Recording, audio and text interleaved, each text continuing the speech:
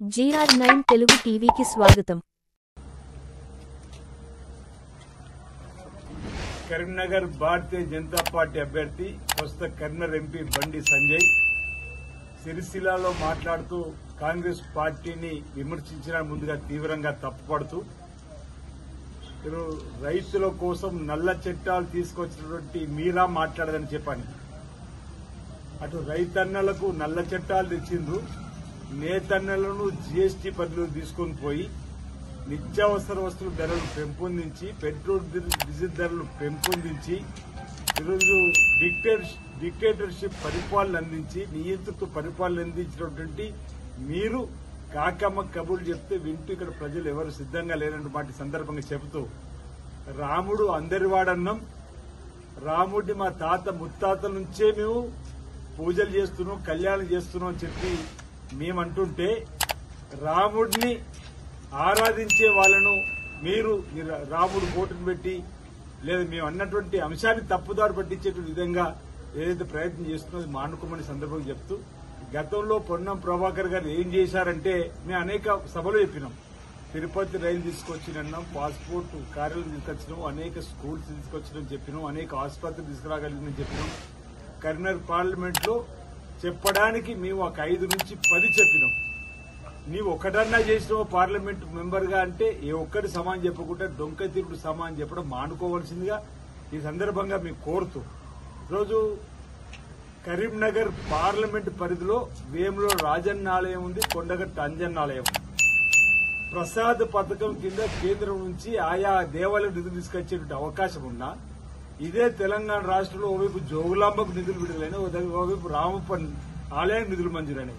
నీ నిర్లక్ష్యం వల్ల అనా పైస కూడా రాజన్న ఆలయానికి అంజన్న ఆలయానికి నిధులు విడుదల కాలేని మాట వాస్తవంగా ఇది వైఫల్యమే కదా, ఎందుకు దీన్ని ఒప్పుకోవడం లేదన్నమాట మేమంటుంటే దానికి సమానం చెప్పలేక నేతన్న దగ్గరకు పోయి ముసలి కన్నీరు కాల్చుడు, రైతన్న దగ్గరకు పోయి ముసలి కన్నీరు కాల్చు. అసలు 5 సంవత్సరాల పదవి కాలంలో ఈ నేతన్నల కోసం రైతన్నుల కోసం దేవాలయాల కోసం చేసిన ఒక్క అభివృద్ధి పని ఏంటంటే దానికి సమాన సూటిగా చెప్పడం లేదు.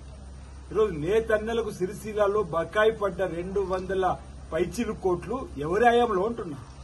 ఆనాడు గల్లీలో లొల్లి పెట్టుకుని ఢిల్లీలో దోస్తీ చేసినటువంటి మీ పురాణ దోస్తు టీఆర్ఎస్ పార్టీ కాదని నేను అంటున్నా. ఆ టీఆర్ఎస్ ప్రభుత్వానికి సంబంధించిన వారిని ఆ కేటీఆర్ని ఎందుకు విమర్శిస్తూ అంటున్నాం. ఈ రోజు మేము ఆ బకాయిలు ఉంటే నేతలను ఆదుకోవాలని చెప్పని ఇటీవల 50 కోట్ల రూపాయల నిధులు కూడా వెంటనే విడుదల చేసిన ఈ రాష్ట్రాన్ని అప్పుల కుప్పగా రాష్ట్రం మార్చినటువంటి బీఆర్ఎస్ పార్టీని ఒక మాట అనకుండా ఈ రోజు కాంగ్రెస్ పార్టీపై మా పొన్నం ప్రభాకర్ పైన నిందారోపణలు చేయడం సరైనది కాదన్నమాట ఈ సందర్భంగా చెప్తూ ఈరోజు అయోధ్యలో రామాలయము ప్రతిష్ట కాకంత ముందే అక్షింతల గ్రామాల్లో పంచితే మీరు రాజకీయం కాదని మేము అంటున్నాం. ఈరోజు అయోధ్యలో రామాలయం ప్రతిష్ట పూర్తయిన తర్వాత రాముడి పాదాల దగ్గర ఉన్నటువంటి అక్షింతలు మా గ్రామంలో ఉన్న ప్రజలకు పంపిణీ చేసి వాటిని ఆశీర్వచన రూపంలో ఇస్తే రాముడి ఆశీస్సులు అందినట్టే. రాముడి దేవాలయం ప్రతిష్ట కాకంటే ముందే ఆయా గ్రామాలకు అక్షింతలు వచ్చిందని అడుగుతున్నది కేవలం రాజకీయం కోసం కాకపోతే మరొకటి అని చెప్పంటే తప్పని అడుగుతున్నాం. ఇక్కడ ఇటీవలనే శ్రీరాముడు కళ్యాణమైంది, ఇటీవలనే రాజనాలు శివ కళ్యాణమైంది. అక్కడికి వెళ్లిన తర్వాత కళ్యాణం అయిన తర్వాత అక్షింతలు ఇచ్చి ఆశీర్వించే కార్యక్రమం చేస్తే తప్ప కళ్యాణం కంటే ముందో 3 రోజుల ముందు లేదా ప్రతిష్ట కంటే 3 రోజుల ముందే మీరు పంపించి రాజకీయం చేస్తున్నారని చెప్పి మీరు ప్రజలు చైతన్యం చేస్తున్నాం. రాముడు అందరి వాడు అంటున్నాం. ఈ రోజు మీరు అంటున్నారు కదా మోడీని 10 సంవత్సరాలు ఈ దేశాన్ని అభివృద్ధి తీసుకున్నాం, మోడీకి ఫోటో పెట్టుకుని ఎందుకు ఓటు అడుగుతలేదు ఉంటున్నాం. 10 సంవత్సరాల ప్రజా వ్యతిరేక పరిపాలన. జన్ ధన్ ఖాతా తెరవండి, ధన్ ధన్ పేదవాడి ఖాతాలో 15 లక్షలు వేస్తా ఉన్నారు. అన్నా పైసా వేసిర్రా? ఏటా 2 కోట్ల ఉద్యోగులు ఇవ్వగలిగినరా? లక్షల కోట్ల రూపాయలు పనుల పేరిట దోపిడీ చేసినటువంటి ప్రభుత్వం గద్దె దిగవలసిన రోజులు వచ్చినాయి.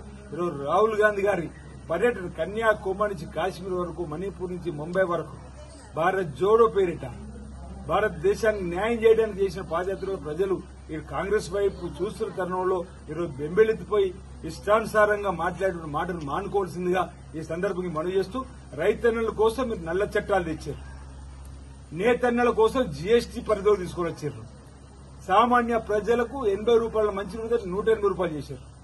అంతర్జాతీయ క్రూడ్ ఆయిల్ మార్కెట్ ధర $60 ఉన్నప్పుడు 62 పెట్రోల్ ఉంది. ఇది అంతకంటే తక్కువైనా 100 రూపాయలు దాటిచ్చారు. ఇది మీ పరిపాలన. అందుకే ప్రజలను చైతన్యపరుస్తున్న ఎన్నికల్లో 10 సంవత్సరాల భాజపా వైఫల్యాన్ని ఎండగట్టండి. ఇండియా కూటమి కాంగ్రెస్ పార్టీ రాహుల్ గాంధీ ప్రధానమంత్రి చేయడానికి అవకాశం అని చెప్పని కోరుతూ ముందుకు పోతున్నాం. ఈ రోజు మీరు ఎక్కడికి వెళ్ళినా మీ వైఫల్యం కనుకుంటుంది కాబట్టి ఈ రోజు మీరు వ్యక్తిగతమైన ఆరోపణ చేస్తూ దీన్ని మీ తీవ్రంగా ఈ రోజు సిరిసిల్ల వేదికగా తప్పుపడుతున్న మాట సందర్భంగా తెలియజేస్తా ఉన్నాం.